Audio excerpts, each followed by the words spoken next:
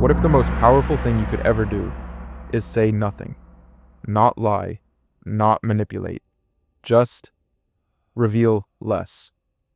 There's a man in history who smiled at his enemies, laughed at their jokes, attended their dinners, and then, at exactly the right moment, destroyed them completely. His enemies never saw it coming, because he never let them see him coming. By the end of this video, you'll understand the one shift that separates people who get what they want from people who wonder why nothing ever works out for them. And it's not talent, it's not money, it's not even intelligence. It's this: most people talk too much, and it's costing them everything. Picture this: a charming, notorious seducer, known across 18th century Europe for his conquests, sets his sights on a deeply religious widow, a woman of faith, a woman who had sworn off men like him. Any normal man would walk up and say, "I like you. I want to get to know you." Not this man. Instead, he transformed himself completely. He dressed modestly. He spoke about God. He sat with her, discussed scripture, and appeared genuinely moved by her faith.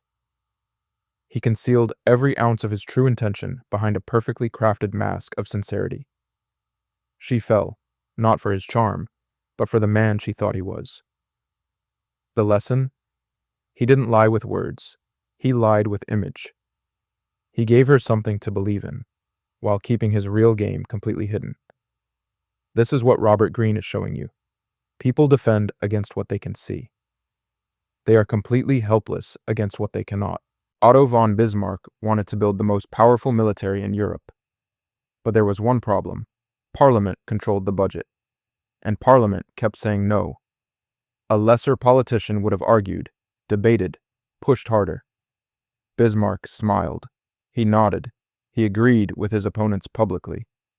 Then quietly, behind the scenes, he simply spent the military funds anyway, operating without a formal budget for years, building his army in plain sight, while giving his enemies zero reason to feel threatened. By the time Parliament realized what had happened, Prussia was already the dominant military force on the continent. Bismarck never announced his intentions. He just moved. The lesson? When you announce your goals, you invite resistance. When you execute silently, you bypass it entirely. Key lessons. Lesson 1. Smokescreens work better than lies. Greene's insight here is almost uncomfortable in how true it is. A lie can be caught, but a smokescreen, a false front, a decoy intention, is almost impossible to detect because it gives people something real to grab onto.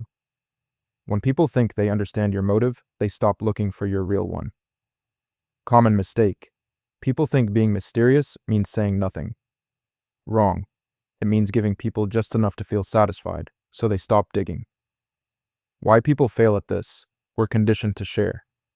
Social media, oversharing, the need for validation. It all works against this law. The moment you post your goal, you've already weakened it.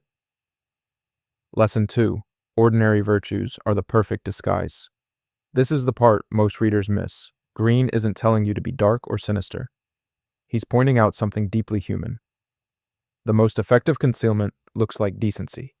Be friendly, be helpful, be the person no one suspects.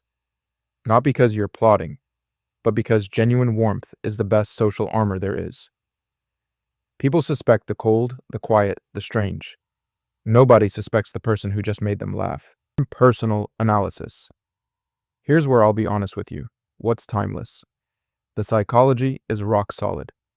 Humans haven't changed. We still reveal too much when we're excited, nervous, or seeking approval.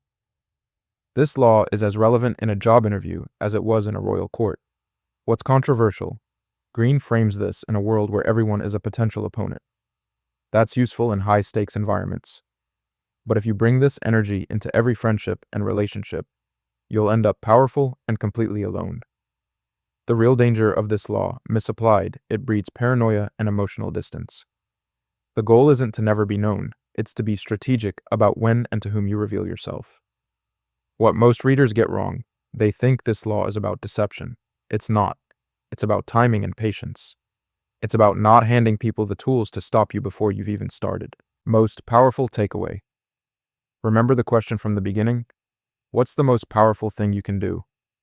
Here it is. Protect your intentions like they are your most valuable asset, because they are. Every time you announce a goal before achieving it, you drain the energy from it.